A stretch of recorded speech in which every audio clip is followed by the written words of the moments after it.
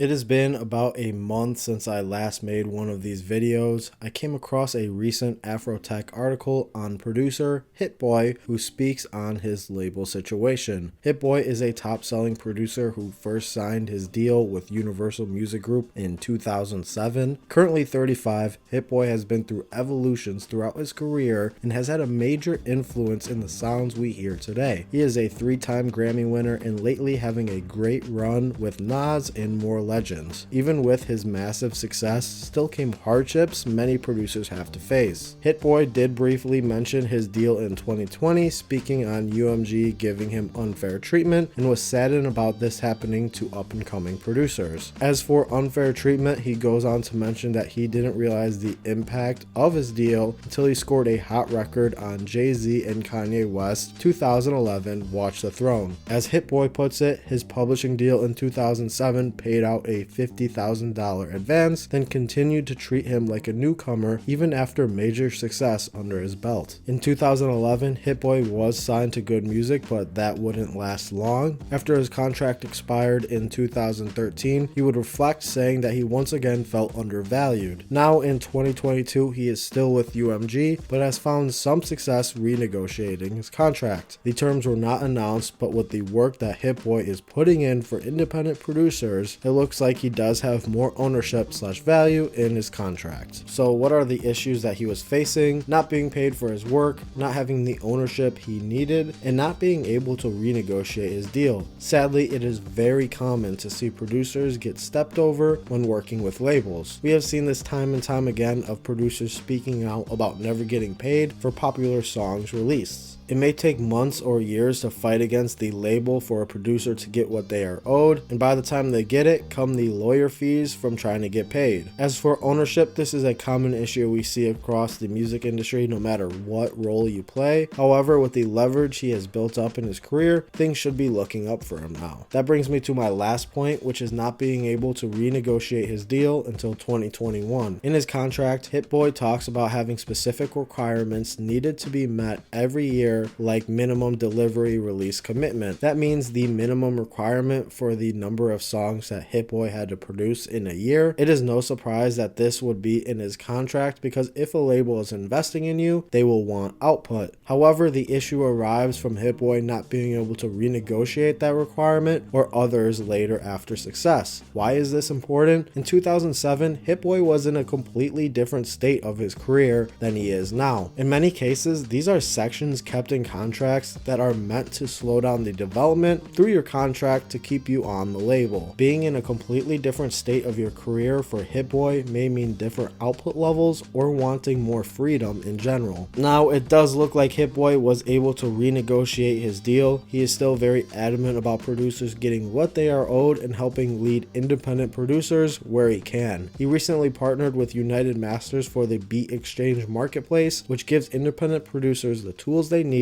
to advance their career. As a producer myself, I have faced some of these struggles, not on the level of Hit-Boy of course, but these are issues that take place with producers. I'm glad to see Hit-Boy in a better place now and helping others fight the issues he faces. Thank you for watching and have a great day.